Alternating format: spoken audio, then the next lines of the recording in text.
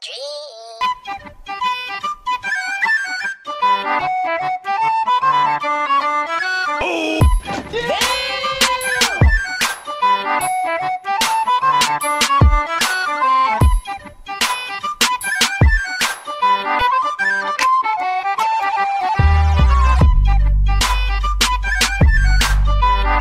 What the hell?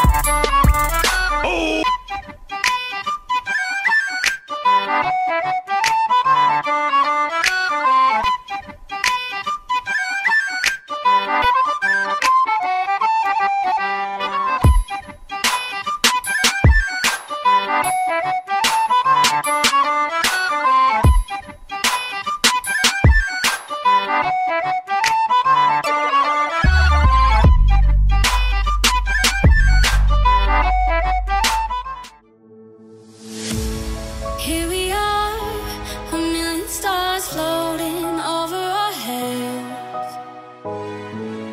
Beating hearts, falling apart, staying up to forget. But baby, we'll fall. We all go dancing down, and paradise is found.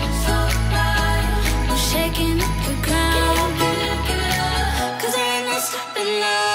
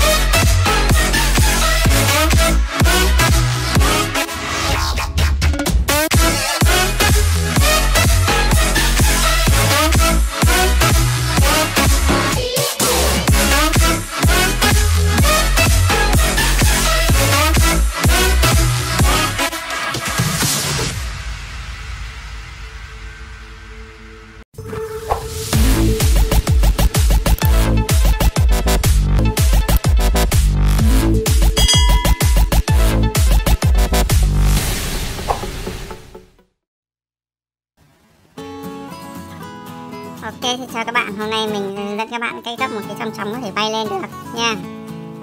Cái khổ giấy mình sử dụng đây là khổ giấy A5 nha, tức là một nửa từ A4 ấy. Đó.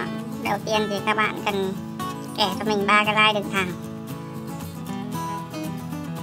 Ở đây mình sẽ dùng thước để kẻ 3 cái line đường thẳng như sau nha. Ví dụ mình sẽ đánh mỗi cái line của mình là rộng 1/2 đi. Đó, 1/2 có 3 cái line này.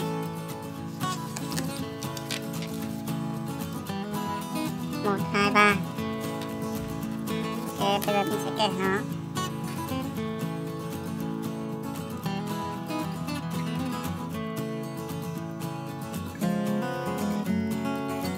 Line đường thẳng. Bây giờ mình sẽ cắt nó ra nha.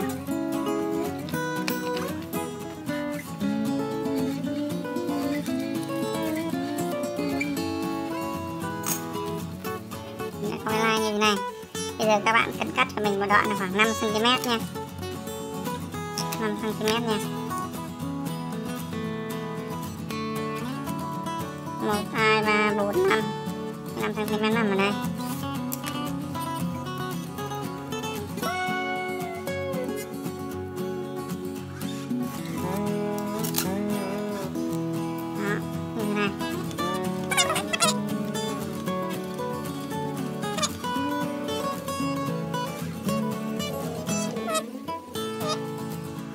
Bây giờ các bạn sẽ cắt ở đây, cắt ở đây. Mình sẽ cắt ở đây. Cắt ở đây.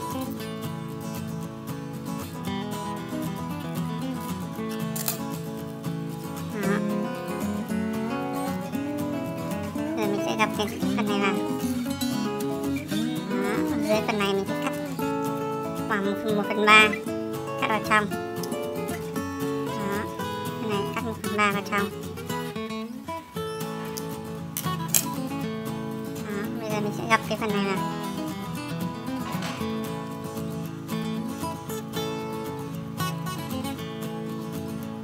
Bây giờ mình gập cái bên này nữa.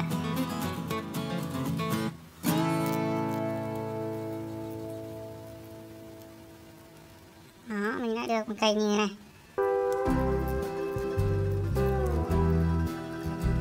Cái phần bên này thì các bạn úp hai cái cạnh này vào nhau như này. Bây giờ mình sẽ dùng mấy băng dính. Mình dùng băng dính nha. Đây mình dùng băng dính giấy. Cắt hai dài băng dính giấy. Này thứ nhất mình sẽ gắn ở phần đuôi.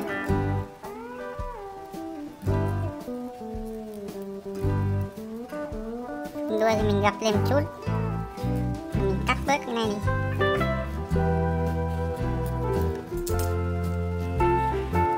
Đó, và mình dán cái băng dính giấy vào phần đuôi.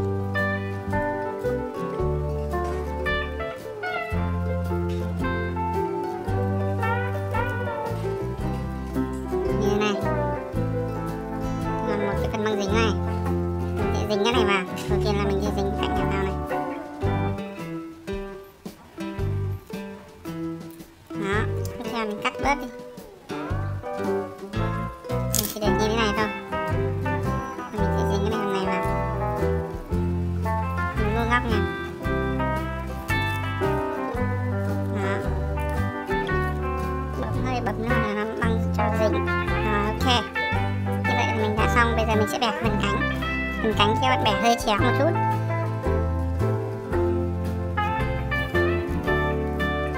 Này, các bạn thấy độ chéo của cánh không? Đấy, bẻ hơi chéo như vậy, tương tự các cánh còn lại.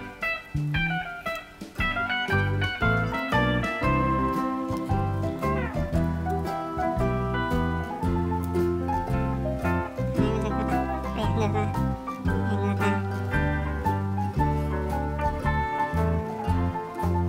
Đó, vuốt cái đầu cánh cho cong.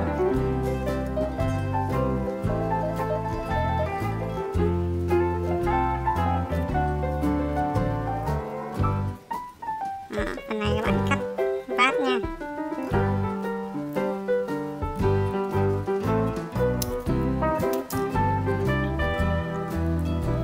Ok, mình đã hướng dẫn các bạn cách làm chong chóng xoay 3 cánh có thể tự bay lên. Và bây giờ hãy xem mình nha.